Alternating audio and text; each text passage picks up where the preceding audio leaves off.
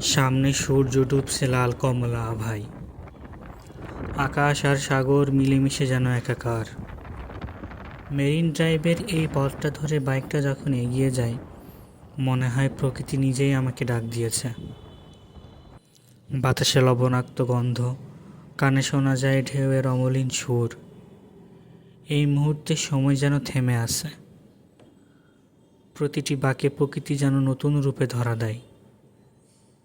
পেছনে ফেলে আসা রাস্তা, সামনে অপেক্ষমান অনন্ত সমুদ্র, বাইকের স্পিড, হেলমেটের ভেতর দিয়ে আসা বাতাস, সব মিলিয়ে এক অবর্ণনীয় স্বাধীনতা।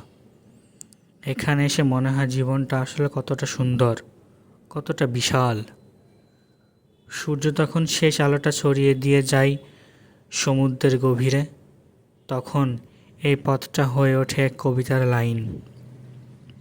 সমুদ্রের বিশালতা যেন মনে দেয় এক প্রশান্তির পরশ। এই মুহূর্তে সৌন্দর্য ধরে রাখতে চাইলেও সময় কিন্তু থেমে থাকে না। তাই চোখ বুজে অনুভব করি প্রকৃতির এই অকৃপণ দান।